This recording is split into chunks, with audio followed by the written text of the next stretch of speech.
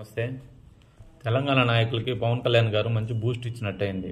ఎందుకంటే ఇప్పుడు ఆడ సర్పంచ్ ఎన్నికలు ఉన్నాయి కాబట్టి వాళ్ళు మాట్లాడుకోవడానికి ఏం లేదు.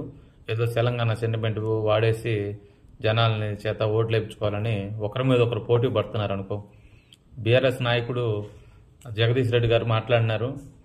అదే ఆయన మాట్లాడిన తర్వాత ఆయనకి కొన్ని కౌంటర్స్ వచ్చినాయి. అర్థమైపోయింది ఆయనకి, అయ్యా మన నాయకులే, మన అధినాయకులే ముందే కోనసీమ గురించి మాట్లాడున్నారు కాబట్టి మన మీద నోరు జారినాం, అయిపోయింది, కాముకుంటే అయిపోతుందని బీఆర్ఎస్ నాయకులు వెనక జరుపుకున్నారు. ఈ కాంగ్రెస్ నాయకులు అయితే పోటీ పడుతున్నారు అనుకో, ఒకరి ముందు ఒకరు. అంటే మాకు గతంలో జగన్మోహన్ రెడ్డి గారు ఇక్కడ ఎవరినైనా తిట్టాలంటే ఎవరిని తిడితే వాళ్ళకి బాగా పొగిడేవాళ్ళు అనమాట. ఆ విధంగా నేను తిట్టకపోతే నన్ను ఏమన్నా పొగడేమో, తిడితే ముందు నేనే తిట్టాలి, వాళ్ళకంటే ముందు నేను తిట్టాలని పోటీ పడేవాళ్ళు ఒకసారి గతంలో.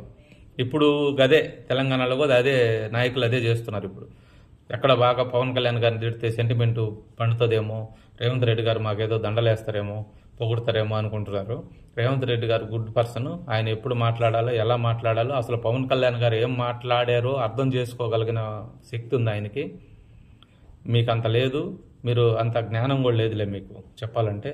ఆయన ఏం మాట్లాడింది వేరు, మీరు అక్కడ సెంటిమెంట్ ఏదో పండించుకోవడానికి ప్రయత్నం చేస్తున్నారు. అది జరగని పని.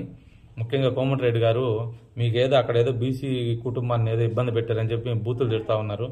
వాళ్ళ నోట్లో ఏదో మూత్రం పోయించినారంట. మీరు కొజ్జా కొడక అది ఇదని మస్తు తిడుతున్నారు మిమ్మల్ని. మీరు ముందు అది చూసుకోండి. మీరంటే కొంచెం గౌరవం ఉంది మాకు. గతంలో మీ అబ్బాయి ఏదో యాక్సిడెంట్లో చనిపోయినట్టు, మీ బంధువులు కూడా కొంచెం రిలేటివ్స్ కూడా మాకు కొంచెం పరిచయం ఉన్న వాళ్ళు ఉన్నారు. దయచేసి మీరు జర తగ్గితే సినిమాలు ఆపుడు గిన్మాలు ఆపుడు ఇవన్నీ మాట్లాడకండి. పెద్దవాళ్ళు మీరు. జరిగేవి మాట్లాడండి, ఏవైనా జరగనివి మాట్లాడద్దు. ఇంకోటి సైన్స్ పరంగా ఎక్కువ ఇప్పుడు దిష్టులు ఎక్కడ ఉన్నాయి, ఇప్పుడంతా సైన్స్ కాలము, దిష్టి పెట్టినారు అంటున్నారు. ఎట్లా అంటారు? మేము దిష్టి పెట్టుడు ఏంది, అసలు ఈ రోజుల్లో దిష్టులు ఉన్నాయా అని మాట్లాడుతున్నారు. ఆంధ్ర కంటే తెలంగాణలో పెరిగినోడు నేను. ఆంధ్ర కంటే తెలంగాణలో అది దిష్టి అనే దానికి మూఢనమ్మకాలు, అదే చేతబడులు అవన్నీ మస్తు నమ్ముతారు తెలుసా. ఆంధ్రాలోనే తక్కువ నమ్ముతారు. మీరు దాని గురించి సైన్స్ కాలం ఇది, ఇప్పుడు దాన్ని ఎవడు నమ్ముతాడు అని పిచ్చోడు లెక్క మాట్లాడుతున్నాడు అంటే దానికి అసలు అర్థమే లేదు. మీ గురించి మాకు బాగా తెలుసు. ఎందుకో గతంలో మీరు ఎన్ని తిట్టినా ఏం చేసినా ఉద్యమం అప్పుడు తెలంగాణ తీసుకునేటప్పుడు మేము కామ్గా కడుపులో పెట్టుకొని గమ్మునున్నాం. అంతా మనదే కదా అని చెప్పి ఆంధ్ర నాయకులు అక్కడ డెవలప్ చేసిరు. ఎంత డెవలప్ చేసిన తర్వాత మళ్ళీ మనం అక్కడ పోతే కష్టం అయిపోతుందేమో, మనకు ఏమీ లేదు కదా అక్కడ అనే ఉద్దేశంతో జర బాధపడిన మాట వాస్తవం. కానీ మీరు నోటికొచ్చినట్టు మాట్లాడినారు. అవన్నీ కడుపులో పెట్టుకొని ఉన్నాం. మీరు అన్నదమ్ములుగా ఉంటున్నాము, మీరు అనవసరంగా విద్వేషాలు రేపుతున్నారు పవన్ కళ్యాణ్ గారిని మాట్లాడడం అనేది మీరు అసలు మీ నోట్లో వచ్చి రాకూడదు. అది ఆ అర్హత కూడా మీకు లేదు.